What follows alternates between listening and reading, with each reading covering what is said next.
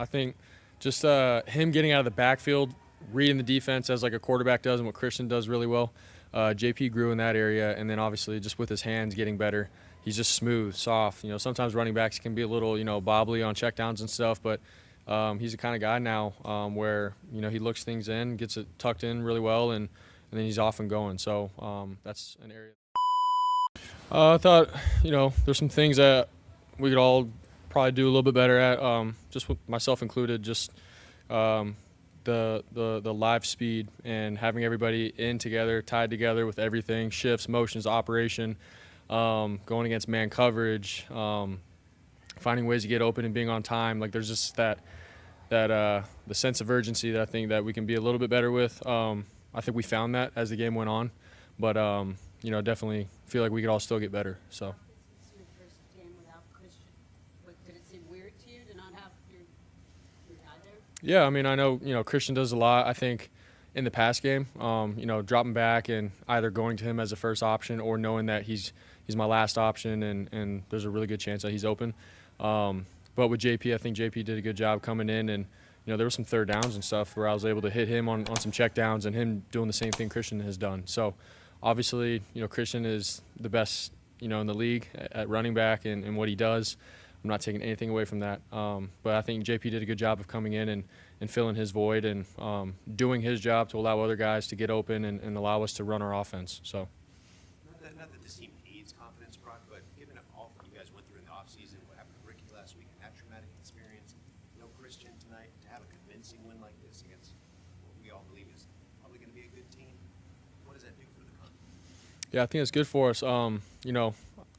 We've been through a lot as a team, just with signing guys, trying to get guys back, Ricky's situation and Christian there's a lot that goes on. It's the NFL, some crazy stuff can go on, but just our culture, our team, what we stand for and how we all come together and find ways to win and rally around each other. We do it right here, and that's something that I stand on and firmly believe in, and we all do. So, I'm very proud of the guys to be able to, fight through just all the adversity and stuff that we've been going through in the last however many months. But we're just going to keep pushing. Mason brought them together.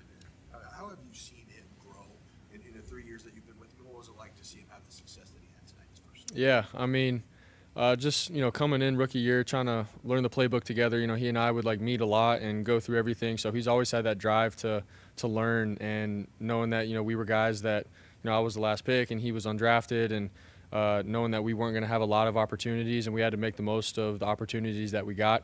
So he knew that, and we both did. And so to see him over the last 2 years, just push the envelope more and more every year, and then get an op, this year at camp and do well with it. And obviously in the first game of the season, he did great with it. So really, really excited for him. He's earned it, man. He's the kind of guy that it was not given to him. And so to see him go out and do what he did tonight, man, I'm so happy for him, and I know he's going to keep pushing.